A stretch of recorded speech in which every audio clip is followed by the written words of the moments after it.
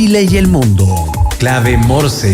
Decodificamos los conceptos económicos para el ciudadano de hoy. Daniel Fajardo y Felipe Reyes analizan la actualidad económica y sus conexiones con la política, el medio ambiente, la tecnología y más. Bienvenidos a Clave Morse.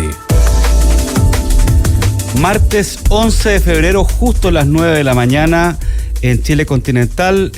Tenemos ahora cerca de 19 grados, al menos donde está la radio, en la comuna de Providencia. Se esperan una máxima de 29, o sea, ha bajado un poco la temperatura.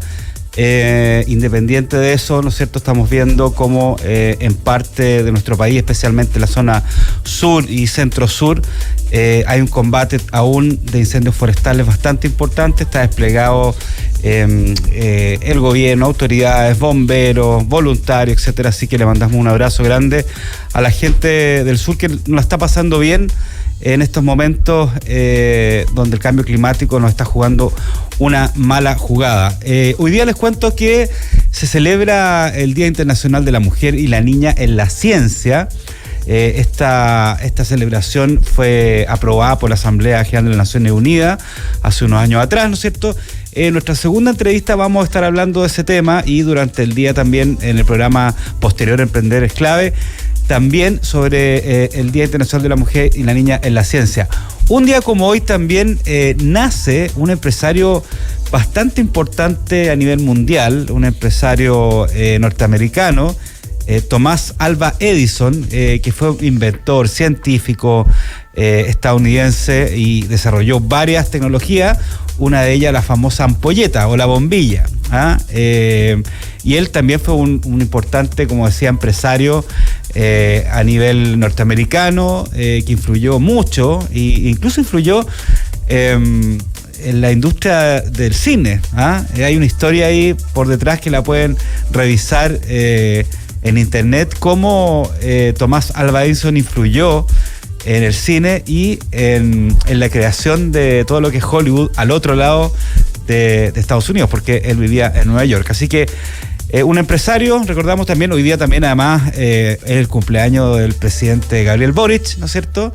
El presidente más joven de Chile y uno de los más jóvenes quizás del mundo. Los invito a seguirnos en nuestras redes sociales de Radio La Clave, con @Radio La Clave en X y en Instagram, también a través de LinkedIn, por YouTube, Spotify y por supuesto el clásico 92.9 frecuencia modulada. ¿Estás buscando una nueva administración para tu edificio? Entra a administradoreschile.cl, la base de datos de administradores de edificios y condominios más grande a lo largo del país, capacitados con el uso de la plataforma para administradores Comunidad Feliz y con conocimientos de la nueva ley de copropiedad 21.442. Entra a administradoreschile.cl, llena el formulario y te enviaremos gratis 3 opciones de administradores de edificios para que tú elijas la que más te acomoda. Una comunidad bien administrada es una comunidad feliz. Conoce Bendito Residuo es un emprendimiento que nace desde la necesidad de generar un cambio cultural y una transformación integral en el retiro y manejo de nuestros residuos. Son una empresa que genera un motor de cambio, conciencia, responsabilidad social. Conoce más en www.benditoresiduo.cl. En Clave Morse te informamos cómo parten los mercados. Indicadores económicos del día. El dólar sigue bajo en comparación a las semanas anteriores, aunque sigue estando alto, pero amanece en 965 pesos aproximadamente, muy similar al día de ayer. El euro sigue bajo la barrera psicológica de los 1.000 pesos, está en 996,05. El cobre, afortunadamente, sigue también bastante bueno, en $4,59 la libra. Con respecto a los petróleos, el Brent, $76,76 el barril, y el WTI, $73,15 el barril. Las noticias que debes saber. Titulares en Clave Morse. La Tesorería General de la República informó que la recaudación del impuesto territorial aumentó un 10,8% en 2024, alcanzando 2.529 81 millones de pesos. Las Condes lideró la recaudación con 253.008 millones de pesos, seguida por Lo Barnechea y Santiago.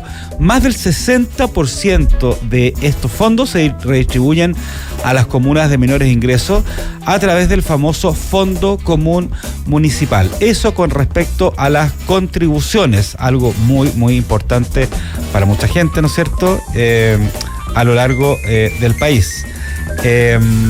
A ver, con respecto a otra noticia, nos salimos de la frontera y les quería contar que un consorcio liderado por Elon Musk, que además de ser empresario, ¿no es cierto?, es el encargado del Departamento de Eficiencia Gubernamental del gobierno de Donald Trump.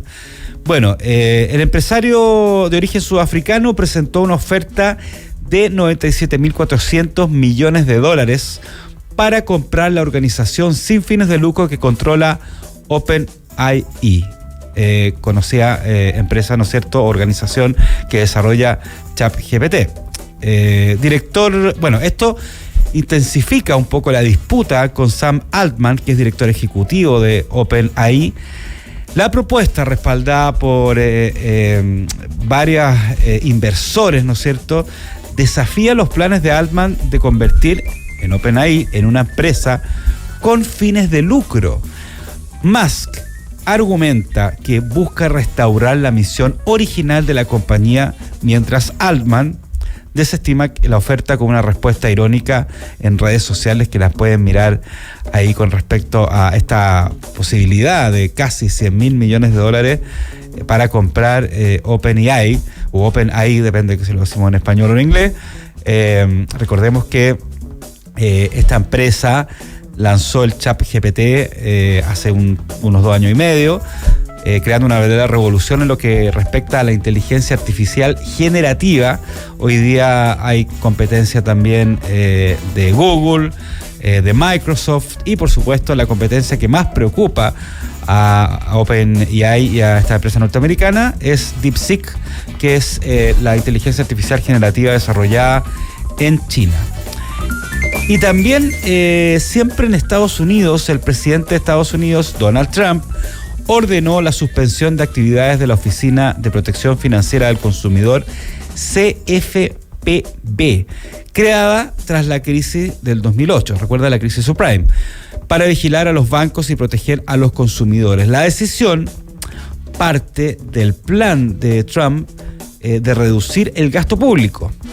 Deja a la agencia sin financiamiento ni operaciones, mientras una serie de críticos y analistas, ¿no es cierto?, advierten que favorecerá a los abusos financieros. Así que vamos a ver qué sucede con esa oficina creada justamente después de la crisis subprime, que sabemos que fue una de las crisis económicas más importantes que ha afectado lo que va de este siglo, no solamente a Estados Unidos, sino en gran parte a Europa, y también llegaron algunos coletazos a América Latina, incluyendo Chile, aunque nosotros teníamos unas reservas de cobre, unos ahorros que nos ayudaron a pasar bien esa crisis, la crisis subprime.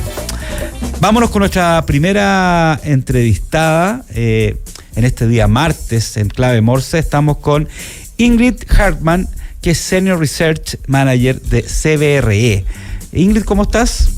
Muy bien, Daniel, muy buenos días. Bien, qué bueno. Gracias por acompañarnos en Clave Morse.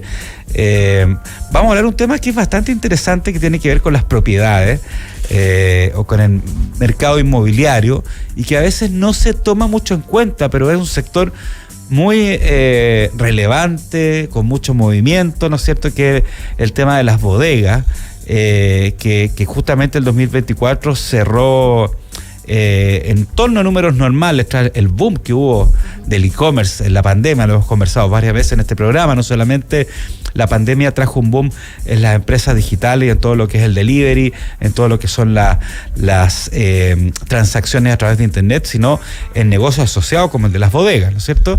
Pero antes, CBRE es una empresa bastante conocida, ¿no es cierto? Pero cuéntanos un poco también a qué se dedica, cuántos años tiene en Chile, un poco de historia de CBRE. Bueno, CBRE es una compañía de servicios inmobiliarios internacional. Nosotros tenemos presencia en más de 500 países Y particularmente en Chile ya estamos hace 25 años. De hecho, este año cumplimos nuestro aniversario número 25. Y básicamente nuestro foco es prestar servicios en todo el espectro del mundo inmobiliario comercial. Hacemos esa diferencia porque dentro del mundo inmobiliario comercial nosotros se consideran, por ejemplo, los mercados de oficinas, bodegas, centros industriales, suelo industrial, retail, o sea, todo lo no habitacional. En todo eso nosotros prestamos una línea integral de servicios. Esto quiere decir que en cada etapa del ciclo inmobiliario que estés dentro de tu proyecto, nosotros tenemos alguna línea de servicio que puede apoyarte en ese desarrollo. Súper. Ingrid, a ver, para entender un poquito el mercado de las bodegas, ¿a qué nos referimos cuando hablamos de bodegas? O sea, son espacios pequeños, son grandes bodegas, están en las afueras de Santiago, hay algunas dentro de la ciudad. Hablan un poquito de en qué consiste y las diferencias que hay de tipo de bodegas en Chile y en Santiago. Bien.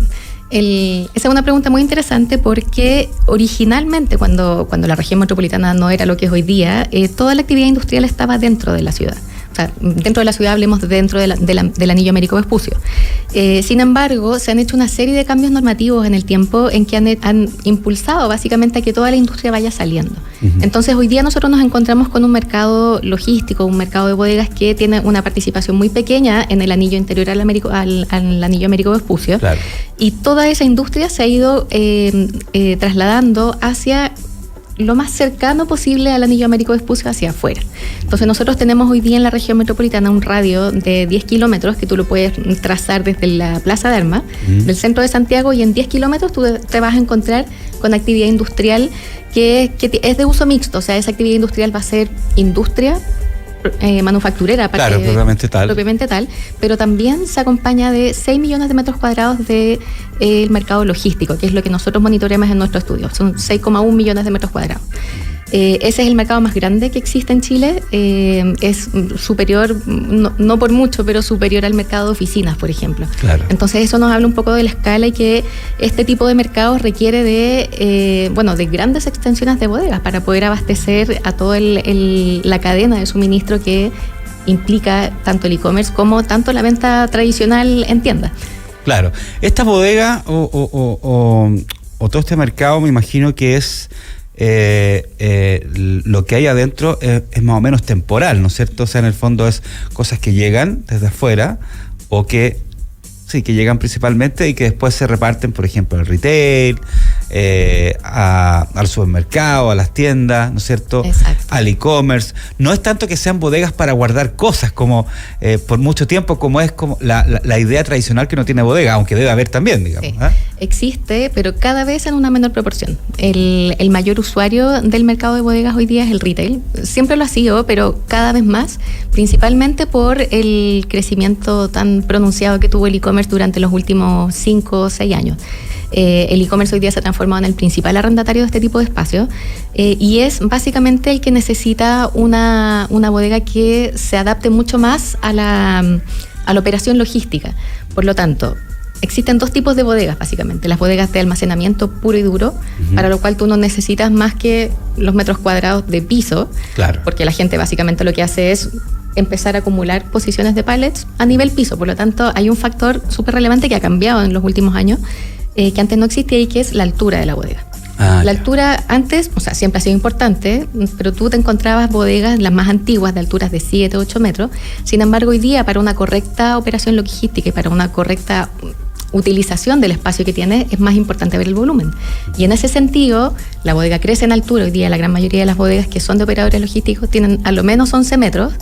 Y se ocupa toda la altura, no se ocupa como antiguamente una posición de pallet puesta en el suelo, claro, sino que tú necesitas de un equipamiento que es cada vez más sofisticado para poder hacer un mejor uso de esa bodega.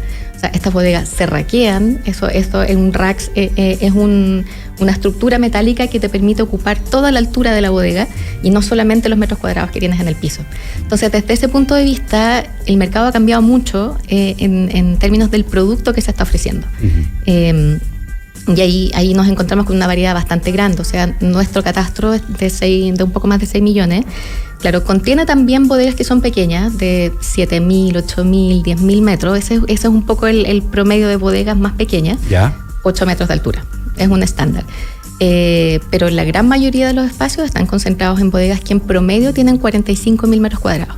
Pero nos encontramos casos como los casos más grandes, que son de 400, 500.000 metros, que estos son las grandes extensiones de bodegas que uno ve cuando va hacia Pudahuel. Claro. O sea, toda la zona de Nea, toda la zona de Puerto Madero, todo lo que es el Pudahuel más asociado a la Ruta 68, todo eso son grandes centros de distribución que van creciendo y creciendo en el tiempo.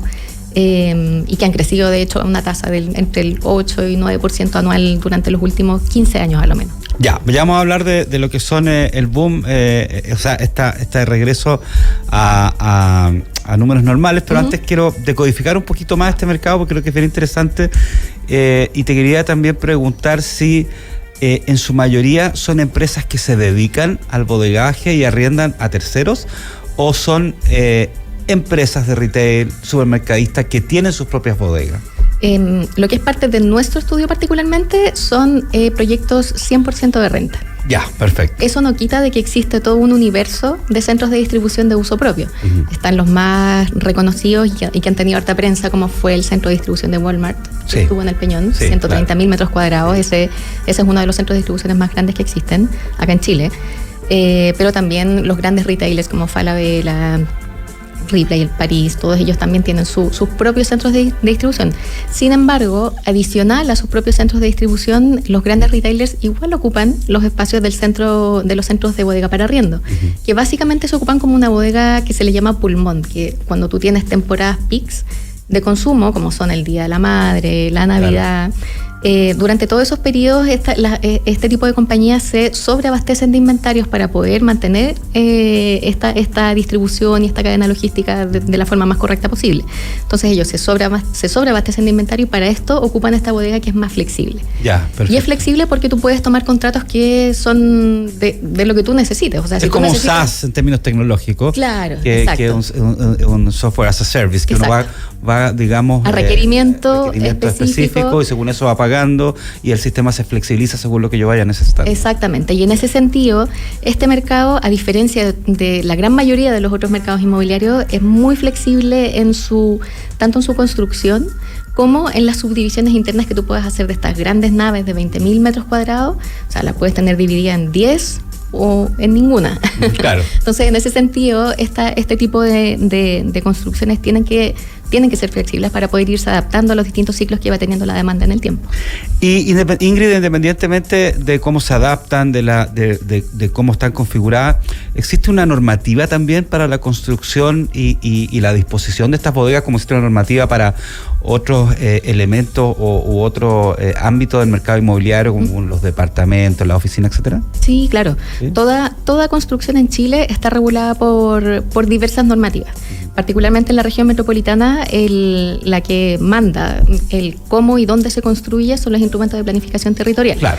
Nosotros para cada zona aplica tanto el plan regulador comunal como el plan regulador metropolitano, que ese también es un plano que, claro, que es un instrumento que cubre toda la región metropolitana y que básicamente aplica en las zonas en que no hay normativa específica, porque en general los planes reguladores comunales se centran mucho más en la regulación de la zona urbana, que es donde hay una mixtura más habitacional, comercio, pero en la medida en que termina esa zona urbana, todo el resto de lo que uno desde arriba en el mapa puede ver como campo, claro, no lo es. Claro.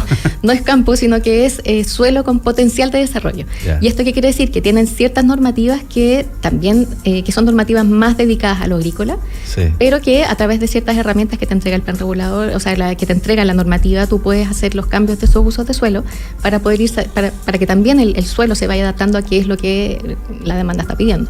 Claro, además que también hay todo un tema logístico que no solamente de las bodegas, sino que son las carreteras, las autopistas, claro, todo lo que tiene que ver como llegar y salir de ahí, porque es difícil, aunque están las mini bodegas dentro de la ciudad, digamos, claro, pero eso, no sé si vamos a alcanzar a hablar de eso o está dentro del estudio, pero también es un mercado de las mini bodegas bastante interesante, que a veces pueden estar en un edificio X, aquí en Providencia. Sí. ¿Ah? Ya, pero ya vamos a ir a eso y quería, para entender un poco los números, que llegamos a números normales tras este boom, ¿no es cierto?, del e-commerce durante la pandemia. Hablemos un poco de este boom, de cuánto fue en términos numéricos, ¿no es cierto? Y si fue un happy problem finalmente para el mercado de las bodegas, obviamente para el mercado del e-commerce sí. O rápidamente se armó una estructura de inversiones para poder suplir este boom. ¿Y de cuánto fue ese boom? Sí, es difícil de cuantificar. O sea, la forma que tenemos de entender un poco cuál fue ese boom es que este mercado en general fue un mercado previo a la pandemia, de 8 a 11% de vacancia, muy cíclico, cambiaba dependiendo de la época del año, pero en general esos eran los rangos. Uh-huh. Nosotros el 2021, cuando ya pasó todo la parte más crítica y ya se empezó a ver un poco de actividad, nosotros estábamos en un mercado de un 11%, uh-huh.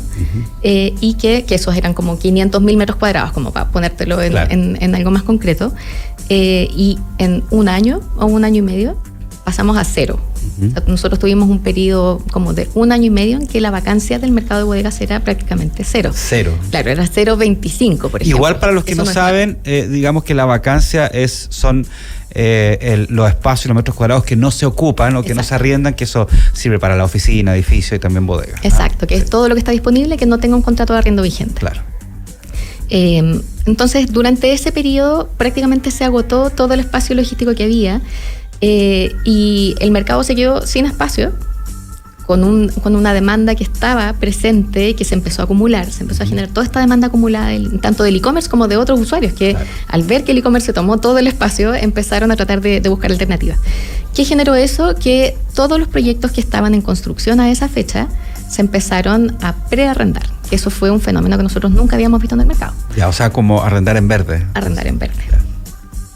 Innovación, eso fue una innovación y sobre todo los grandes operadores empezaron a asegurar a través de estos contratos anticipados de los espacios que iban a entrar en un año, año y medio, incluso 2 años después.